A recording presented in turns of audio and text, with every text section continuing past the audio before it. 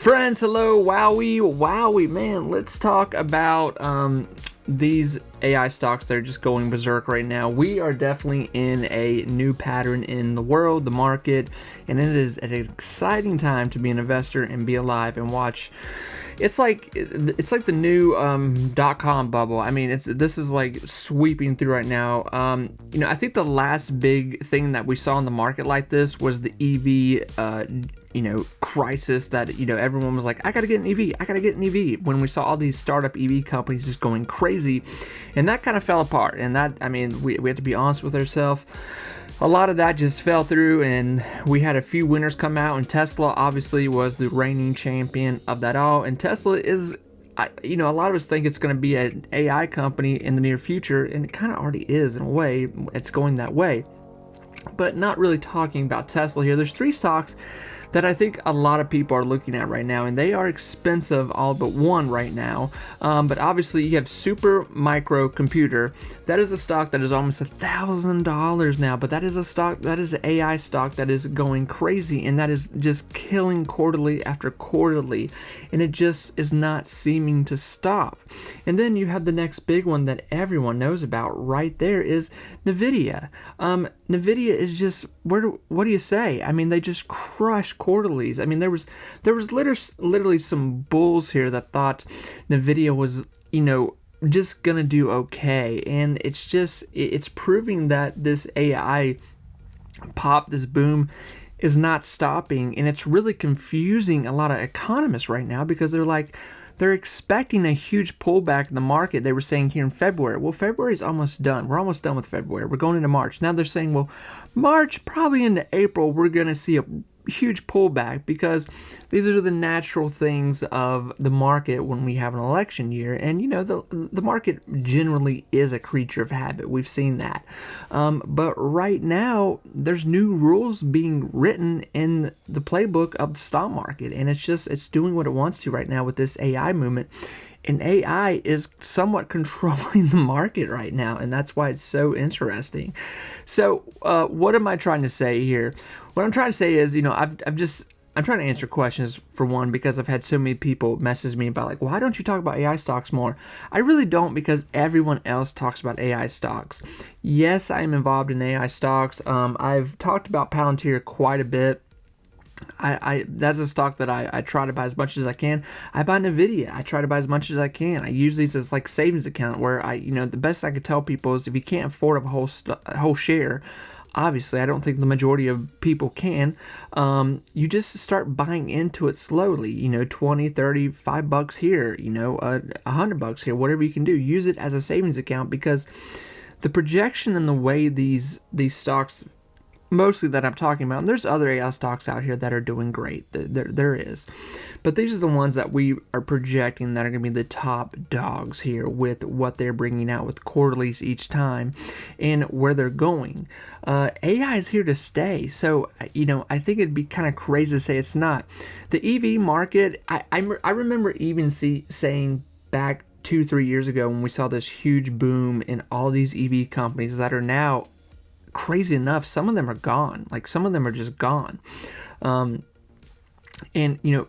a lot of us were going like, okay, there's a lot of people on the dinner line right now, and there's not that much food on the table, so who's gonna make it here? And that's what we saw. Just a lot of them they're still having trouble. A lot of them are still having trouble. Even the ones that we thought were gonna make it it's not looking good here. AI, we know, is here to stay, because AI runs kind of the new world, and it's going to continue to run the new world, and that's a whole nother story. But being in it financially is probably going to be the safest bet. I thought it'd be fun to watch this video of these analysts talking about what they're seeing right now, how these AI stocks are just really taking over. And this one video particular here is really, really interesting. So let's watch this together. Next guest says the blowout quarter was jet fuel for the tech bulls, and the popcorn is just getting started on the AI revolution as secondary, tertiary players begin to benefit over the next year. Here to discuss it, Post 9 Webbush's Dan Ives. Dan, happy Friday. Great to see you. Great to be here. You keep using 95 as an analog for where we are roughly right now. Can you talk about that? And not 99. Right. And I think that's the important thing, is that it's because of the monetization. The spending that's happened with the godfather of AI, Jensen, NVIDIA, that's just the start. Now the second, third, fourth derivatives, we think for every $1 of spend on a GPU, there can now be a multiplier of $10, $12. You think about that multiplier into software, into chips, I believe the AI party has already begun. Are you going to ignore any kind of inventory corrections, even if they're short and shallow on a quarterly basis? You're just going to ride this for the next 5 years? Look, and I'll be in Asia next 2 weeks, so we're going to have to navigate around it. And you have some supply issues, regulatory, but ultimately, when we look to where this is all going, I mean, I'd say we're in the dugout to first inning. Not even the batter's box. Not even the batter's box relative to the overall AI revolution. And even though we started to hear from the godfather of AI, Jensen, it's now, you see what's happened in Redmond. You look what's happening at Google. Look at Amazon. You look at names like MongoDB, Palantir. Now investors are focused on, okay, who's the second, third, fourth derivative, which is why we believe that this tech bull market has a lot of legs going to 24, 25. Can you explain the multiplier effect for our viewers and exactly where you see that filtering, and also kind of the time frame by which it filters through? Because that's important here, given just the, as you mentioned, we're in the batter's box of monetization. So how soon can you really see that multiplier effect trickle into earnings? That's why Kramer talks about Taylor Swift moment for tech, and I agree as a Taylor Swift moment, because what's happened, you look at that dollar for GPUs. Now, Copilot. You got to go to Microsoft, build out the foundation. What does that do to what's happened? Redmond, we saw that in the earnings. Then the use cases. How do you actually deploy in the use cases? Mongo, Palantir, Snowflake, data. You start to go down the list. The multiplier for every dollar of the GPU, now it's the software ecosystem. And this is really going to bring a tidal wave to spend on software for, I'd say, infrastructure, and then you look at services, and I think that's why a lot of these stocks, people will talk about it's a bubble in 99. I disagree. Some of that covered tech stocks back then can't even compare relative to valuations, balance sheets, and monetization. And that's why the monetization's happening, and we believe the AI revolution, it's a get out the popcorn moment. I'm not saying you're not going to have some little speed bumps here and there relative to where we see this year.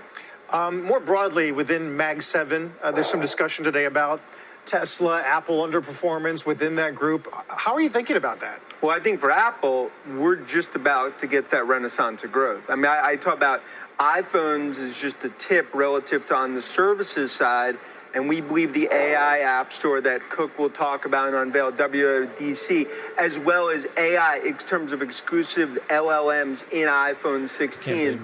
This is now going to be the renaissance of growth at Apple from more an AI perspective. And also iPhones, we continue to believe, not roses and champagne in Beijing, but we're starting to see a stabilization post the new year.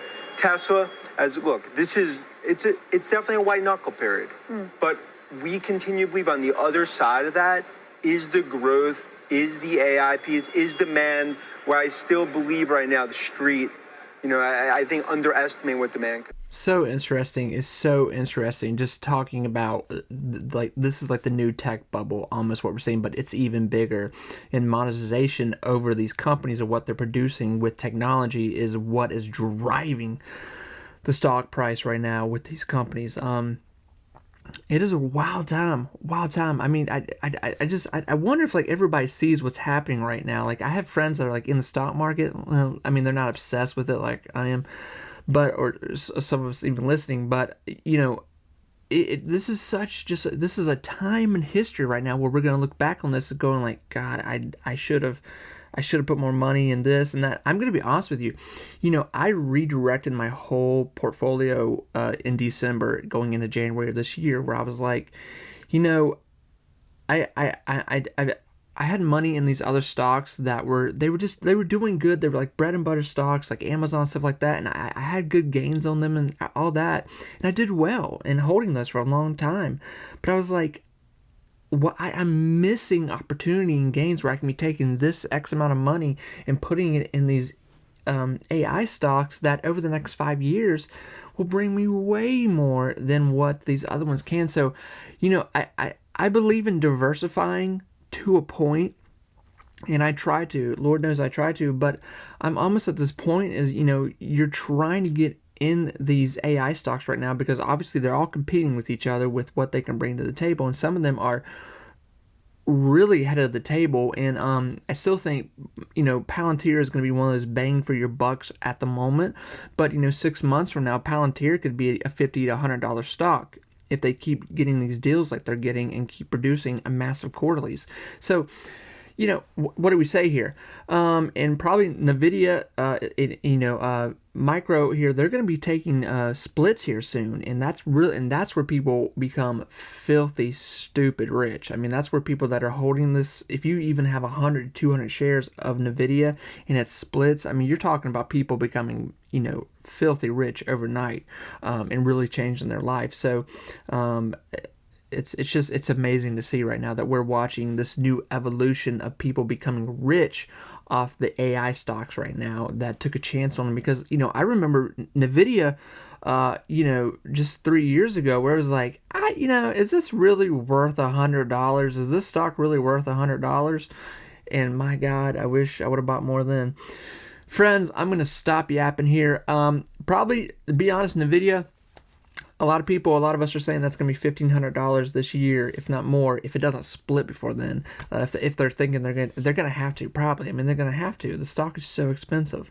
And a lot of these other AI stocks, we're probably going to start to hear about splitting going on. So, friends, I'm going to be quiet.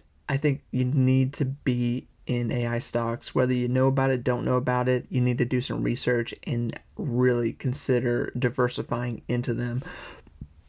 Immediately. Just because you're seeing Nvidia at $800, that might be extremely cheap 6 months from now. $800 might be cheap, as crazy as that freaking sounds. Take care, everyone. I'll see you soon.